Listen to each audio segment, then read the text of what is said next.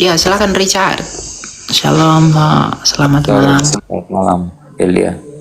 Ya, silakan Pak. Mau tanya soal baptisan.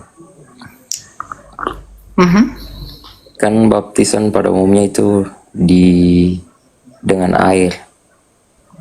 Tapi kalau di gereja saya itu, tahu gereja Nubala Keselamatan, BK. Dia itu baptisannya tidak dengan air. Lalu dengan apa dong? Dia seperti ada bendera Bala Keselamatan ditaruh di samping yang akan dibaptis. Terus dibaptis dengan nama Bapa, Putra, dan Roh Kudus, seperti itu. Bagaimana? Itu salah, itu enggak alkitabiah. Kalau kamu dibaptis dengan bendera, kamu ulang baptis, itu tidak sah.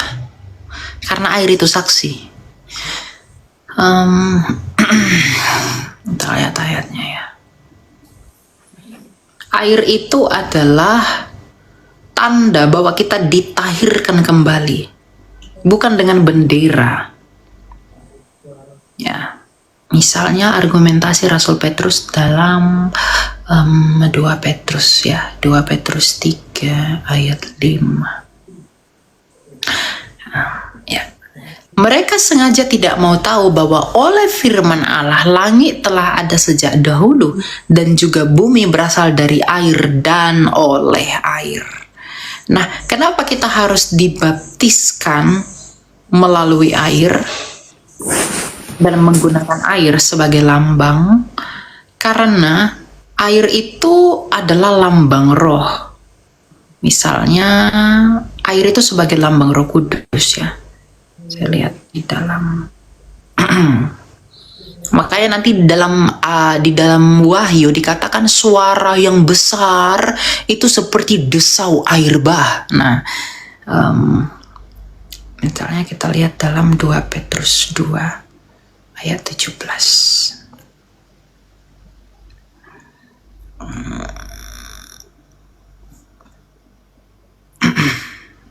Nih, guru-guru palsu itu adalah seperti mata air yang kering, seperti kabut yang dihalaukan taufan. Bagi mereka telah tersedia tempat kegelapan yang paling dasar. Kalau guru-guru palsu itu adalah mata air yang kering, maka mereka yang benar itu adalah mata air yang subur.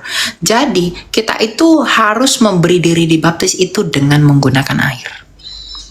Karena kalau tidak menggunakan air itu menyalahi forma baptisan. Nanti kamu baca di dalam kitab Didake 7 itu kitabnya tradisinya para rasul. Nggak boleh nggak dengan, harus dengan air. Kata para pemimpin gereja, dibaptis dengan itu seperti dibaptis dengan roh gitu. Katanya sudah cukup. Enggak. Harus dengan air. Berarti salah ya? Itu salah. Baik, terima kasih. Ya. Jadi menurut pandangan kita, baptisanmu itu tidak sah. Karena tidak dengan air, harus dengan air. Nggak boleh nggak dengan air. Karena Kristus saja dibaptis dengan air. Kamu mati ya harus dengan air. Karena air itu simbol pentahiran lahir baru. Jadi kan air itu kan apa ya? Itu sebenarnya simbol, tetapi di dalam simbol itu ada misteri ilahi. Ketika kamu belum terbenam ke dalam air itu, atau kamu belum dituangkan air atau dipercikkan air, kamu masih menggunakan manusia lamamu. Tapi secara misteri ketika kamu di dalam air itu, kamu memperoleh hidup. Itu argumentasinya. Thank you Pak Herjanto. Baik. Terima kasih. Malam. Itu ya. Jadi ya, baik. Saran saya brother, kamu baptis lagi ya. Baik. Iya, Tuhan berkati ya. Terima kasih. Ya. Harus dengan air ya, jangan dengan bendera. Kok bisa dengan bendera?